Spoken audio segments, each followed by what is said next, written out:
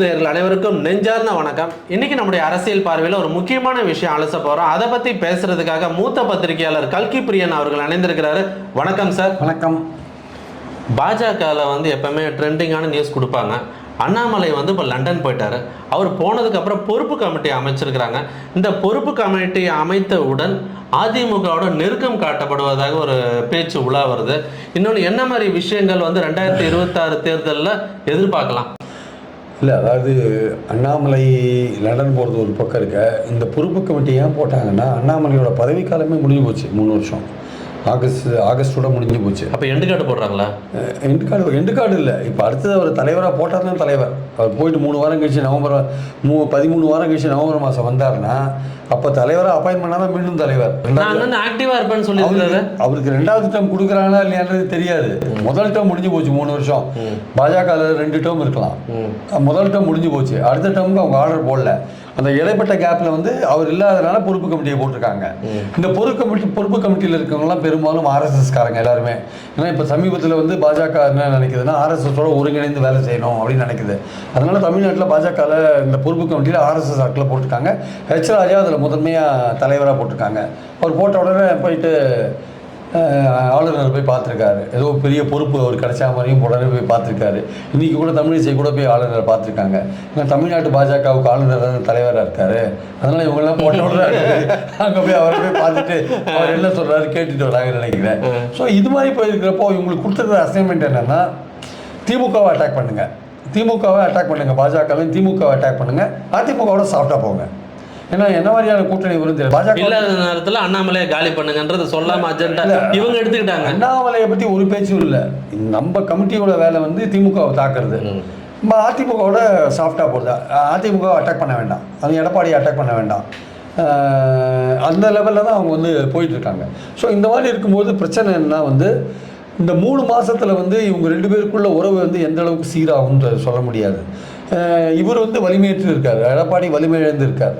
இவங்க என்ன நினைக்கிறாங்க, 2 பேரும் தனித்தனியாக போனால் அண்ணாமலை பேச்சை கேட்டு பார்லிமெண்ட் எலெக்ஷன்லையும் தனித்தனியாக போய் யாருமே வின் பண்ணாத போயிட்டோம், ஒரு இடம் கூட கிடைக்கல, சேர்ந்துருந்தால் ஒருவேளை 1-2 இடங்கள் ட்ரை பண்ணியிருக்கலாம் அப்படின்னு ஒரு எண்ணம் ஏற்கனவே இருக்குது. ஒரு அரித்மெட்டிக்காக பார்த்தா கூட சில இடங்களில் பாஜக அதிமுக வாங்கின ஓட்டை கூட்டினா ஓரளவு திமுக டஃப் கொடுக்குற மாதிரியான இடங்கள்லாம் இருக்குது.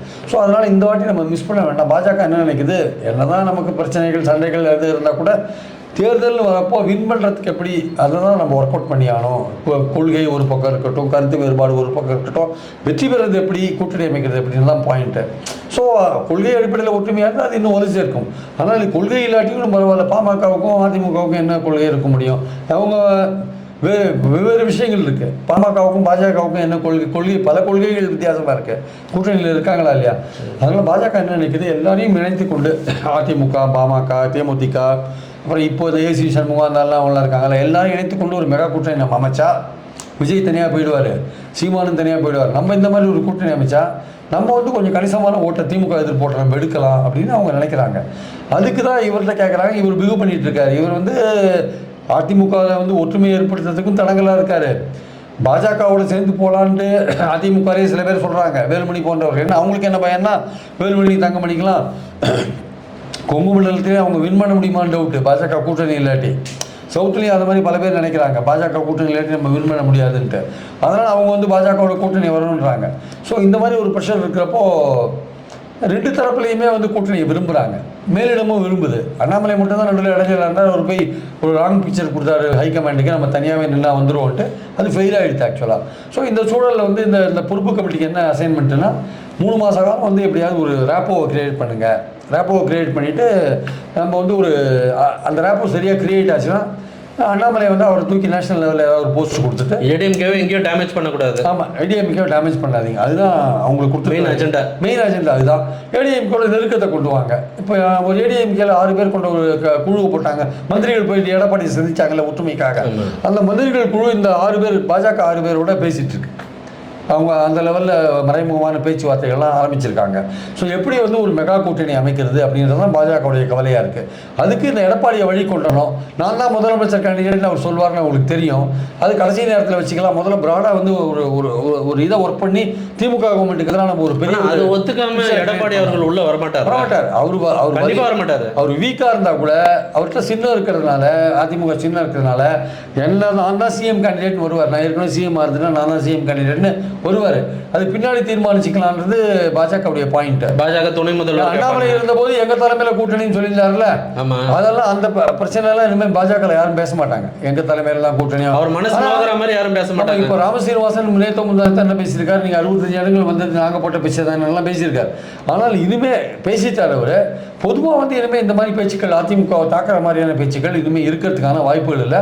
எப்படியாவது ஒரு கூட்டணி அமைக்கிறதுக்கான முயற்சிகள் எடுக்கலாமா அப்படின்ற ஒரு எண்ணம் மேலிடத்துலையும் இருக்குது, தமிழ்நாட்டில் பாஜகட்டையும் இருக்குது, தமிழ்நாடு அதிமுகட்டையும் இருக்குது. ஸோ அதுக்கேற்றபடி ஒர்க் பண்ணுறதுக்கான ஒரு சூழலை வந்து கண்டினியூசிவாக சாதகமாக மாற்றத்துக்கான விஷயங்கள் இந்த பொறுப்புக்குழு ஈடுபடுன்றதுதான் இப்போ இருக்கிற முக்கியமான விஷயம்.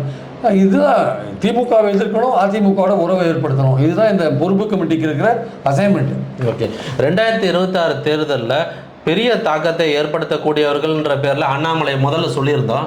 அதுக்கப்புறம் சீமானு, இப்போ விஜய். இப்போ இவர்களோட நிலைமை எப்படி இருக்கும், இல்லை வருங்காலங்களில் எப்படி இருக்கும்? இல்லை, விஜய் தனியாக நிற்க போகிறாரு. அவருடைய ஓட் பேங்க் என்னன்னு தெரிய போகுது. அதுக்கப்புறம் தான் அவர் ஃபர்தராக அவர் என்ன மாதிரி எதிர்காலத்தில் சீமானோட கூட்டணி இல்லைன்னு முடிவாயிடுச்சு. கூட்டணி இல்லாத போகிறது தான் அவருக்கு பெட்டர். அவரோட ஓட் பேங்க் என்னன்னு தெரியாது இல்லை. அவர் தனியாக போனால் தான் ஓட் பேங்க் தெரியும். சீமானோட போனார்னா என்னோட ஓட் பேங்க் தான் உங்களுக்கு வந்திருக்குன்னு சீமான் சொல்லுவார். அதனால் வந்து அவர் தனியாக போகிறது தான் பெட்டராக இருக்கும். அவருக்கு தனியாக தான் போவார்ன்றாங்க. சீமானோட போகிறதுக்கான முயற்சிகளில் இருக்குது. இறங்கலான்னு அவங்களுக்குள்ள ஒரு ஐடியா இருந்தால் கூட அந்த இட பிரச்சனையில் பிரச்சனை வரும். நான் சீனியர், நான் தான் தலைமை, நான் இவ்வளோ சீட்டு கொடுக்கணும், இவ்வளோ கொடுப்பேன் இல்லை அப்படின்லாம் பிரச்சனைகள்லாம் வரும்போது வேண்டாம், நம்ம தனியாகவே நிற்கலாம் அப்படின்ற ஒரு ஐடியாவில் அவங்க இருக்காங்க. அதிமுகவை பொறுத்தப்பட்டு ஒரு வலிமையாக அவங்க பிரிஞ்சு போனவங்களெல்லாம் ஒன்று சேர்த்துட்டு வலிமையாக இருந்தாங்கன்னா பாஜக இவங்களை வச்சுட்டு ஒரு மெகா கூட்டணி அமைக்கிறதுக்கான வாய்ப்பு இருக்குது. அந்த மெகா கூட்டணி ஒர்க் அவுட் ஆகுமான்றது இந்த 3 மாதத்துக்குள்ளே தெரியறதுக்கான வாய்ப்பு இருக்குது. அப்படி இல்லாட்டி அவங்க தனியாக தான் நிற்கிறாங்கன்னா எடப்பாடி இன்னும் வலுவிழந்து போவார். 26 இன்னும் வலுவிழந்து போவார். ஓபிஎஸ் தினகரன் ஏற்கனவே பாஜக கூட்டணியில் இருக்கார். ஓபிஎஸ் பாஜகலையும் சேர்ந்தாலும் சேர்ந்துருவார், சொல்ல முடியாது. இல்லை அவங்க ஆதரவோட சுயேட்சையாக அவர் போட்டி போட்டாலும் போட்டி போடலாம், சொல்ல முடியாது. அதில் சசிகலா வந்து ஒரு மேட்டரில் அவங்க ஒன்று படணும்னு சொல்கிறாங்களே தவிர அவங்க ஒன்றும் மாசெல்லாம் காட்டுற மாதிரி ஒன்றும் தெரியல ஆக்சுவலாக. ஸோ இந்த பாயிண்டில் இருக்கும்போது மெகா 3 கூட்டணியாக சுருக்க முடியுமா? திமுகவுக்கு எதிரான ஓட்டுகளை 3 பிரிக்க முடியுமா? ஒன்று விஜய் தனியாக எடுத்துன்னு போட்டோம். அவர் விஜய் தனியாக போவார்னு எப்படி சொல்ல முடியும்? விஜய் தனியாக போகிறது ஒரு சூசைடுக்கு தானே. ஏன்னா அவ்வளோ ஈஸியாக அந்த ஸ்டாண்ட் எடுத்துட முடியாதுல்ல சீமான் மாதிரி. அவருடைய ஓட் பேங்க் என்ன? இப்போ அவரை எதை நம்பி அவருக்கு நீங்கள் சீட் கொடுப்பீங்க? அவருக்கு எவ்வளோ ஓட் பேங்க் இருக்கு? இல்லை, இப்போ அவரோட புது கூட்டணி அமைக்கிறதுக்கான வேலைகளை வந்து காங்கிரஸ் பண்ணுறாங்க, திருமாவளவன் பண்ணுறாங்கன்னு ஒரு பேச்சு வருது. காங்கிரஸ் திருமாவளவன் அவர் எதை நம்பி சார் அவரை போவாங்க? அவரோட ரோல் என்ன, அவரோட ஸ்டாண்ட் என்ன? பல விஷயங்கள்ல அவருக்கு என்ன ஓட் பேங்க் இருக்கு? இங்கே வெற்றி கூட்டணியில் இருக்கிறவங்க எதுக்கு சார் அங்கே போகணும் தேவையில்லாமல்? தொடர்ந்து 3 எலெக்ஷனாக வெற்றி பெற்று இந்த கூட்டணியிலிருந்து தனி சின்ன அங்கீகாரம்லாம் பெற்ற திருமாவளவன் எதுக்கு அங்கே போனான்னு அவசியமா? மதிமுகவுக்கு தனி சின்னம் கொடுத்து நிற்க வச்சாரு ஸ்டாலின். எதுக்கு போனோம் அவங்க? சரி, உங்ககிட்ட ஒரு பலம் இருந்து நீங்கள் திமுக அந்த அளவுக்கு ஒன்றும் மக்கள் மதிப்பிழந்து போயிடல, ஒன்றும் அந்த அளவுக்கு ஒன்றும் மோசமாக போயிடல. ஆன்டி இன்குமென்சி இருக்கே தவிர தோற்று போகிற அளவுக்கு இங்கே இல்லை ஆக்சுவலாக. அதனால் எதுக்கு இந்த கூட்டணியை வந்து பலவீனப்படுத்திட்டு போகணும்? கருத்து வேறுபாடுகள் இருக்குது, அது ஸ்டாலின் வந்து சரி பண்ணுவார். ஸ்டாலினுக்கு நல்லா தெரியும். ஸோ இந்த கூட்டணியை ஒன்று சேர்க்கறதுன்னா விஜய் பாஜக எதிர்ப்பு தான் இந்த கூட்டணியை ஒருங்கிணைக்கிறது. அந்த ஒரு விஷயம் தான் இந்த கூட்டணியை வந்து இன்னைக்கு உயிர்ப்பா வச்சிருக்கா வந்து யூஎஸ்பின்னு சொல்லுவாங்கல்ல, அதான் யூஎஸ்பி அதுதான் யூஎஸ்பி அதுதான் ஆக்சுவலாக.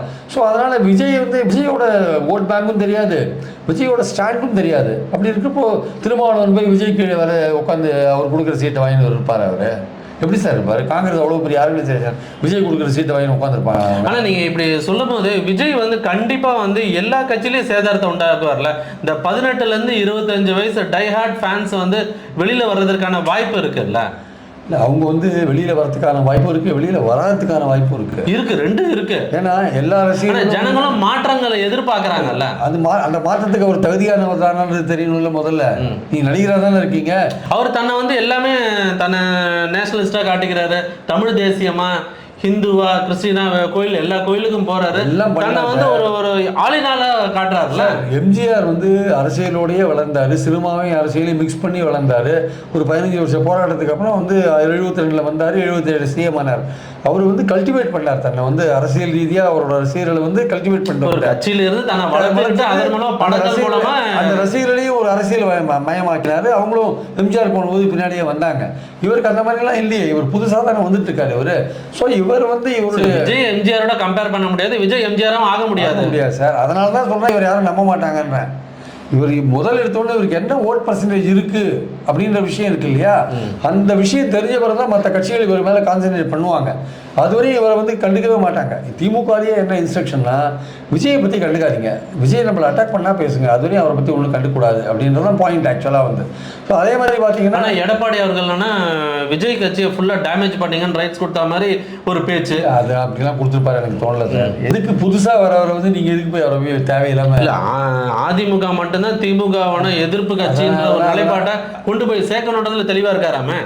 அதெல்லாம் வந்து இவ அதிமுக தான் எதிர்ப்புன்னா வந்து பார்லிமெண்ட் எலெக்ஷன்லேயே வந்து ஒரு 4-5 சீட்டாக வின் பண்ணியிருக்கணும், ஏன் போடல? அதனால் வந்து அசம்பிளி எலெக்ஷனில் இவர் தான் மாற்றினா, ஜெயலலிதா இருந்தபோது ஜெயலலிதா, கருணாநிதி, கருணாநிதி ஜெயலலிதா. இப்போ ஸ்டாலினுக்கு மாற்றியாக தலைவர் இருக்காங்க. யார் தலைவர் இருக்காங்க சொல்லுங்கள்? யாராவது தலைவர் இருக்காங்களா? எடப்பாடி வலிமையிலேருந்து இருக்கார். அவர் சீஃப் மினிஸ்டராக அவர் செல்வாக்கோட இருக்காரா? அவர் ஒரு சீஃப் மினிஸ்டர் கேண்டிடேட்டாக இருந்து ஒரு வின் பண்ணி சிஎம் வந்தார்னா நம்ம நம்பலாம். அது மாதிரிலாம் இல்லையா? அவர் இனிமேல் தான் நிரூபிக்க வேண்டிய கட்டாயத்தில் இருக்கார். அதனால் திமுகவுக்கு மாற்று அதிமுகன்ற நிலைமை இப்போ இருக்கான்றது ஒரு கேள்விக்குறியாக இருக்குது. ஸ்டாலினுக்கு மாற்று எடப்பாடி இருக்காருன்றது ஒரு கேள்விக்குறியாக இருக்குது. அப்படி இருக்கும்போது எதுக்கு எடப்பாடி தேவையில்லாமல் விஜய் போய் அட்டாக் பண்ணணும்? விஜய் ஏதாவது அதிமுக பற்றி சொன்னார்னா அட்டாக் பண்ணலாம். திமுக அட்டாக் பண்ணுறதே வேஸ்ட்ன்றேன். திமுக சில மாதிரி அதிமுக சேருவதற்கான வாய்ப்பு ஏதாவது இருக்குமா ஃபியூச்சரில்? கிடையாது. சேர்ந்தாலும் வந்து ஊழல் கட்சியோட சேர்ந்தாங்கன்ற பிரச்சனை தான் வரும். அது எதிர்காலத்தில் வேற இந்த எலெக்ஷனில் அது நடக்கிறதுக்கான வாய்ப்புகள் இல்லை. அதனால வந்து விஜய் தனியாக போகிறது தான் ஐடியலாக இருக்கும், அவருக்கு ஐடியலாக இருக்கும். அதிமுக தேவையில்லாமல் வந்து அவரை போய் அட்டாக் பண்ண வேண்டிய அவசியமும் கிடையாது என்னுடைய கருத்து. இவங்க வலிமையிழந்து போயிருக்கிற அதிமுக கூட யார் சார் கூட்டணி வச்சுப்பாங்க? அதனால தான் திமுக கூட்டணி கட்சிகளே அங்கே போக மாட்டாங்கன்னு சொல்ல வரேன் நான். நீங்கள் ஸ்ட்ராங்காக இருந்தீங்கன்னா உங்க கூட வருவாங்க. ஜெயலலிதா வந்து தோக்கவும் செஞ்சாங்க, ஜெயிக்கவும் செஞ்சாங்க. நீங்கள் தொடர்ந்து தோத்துனே தானே இருக்கீங்க. வித்தியை காமிச்சா தானே ஏதாவது அர்த்தம் உண்டு.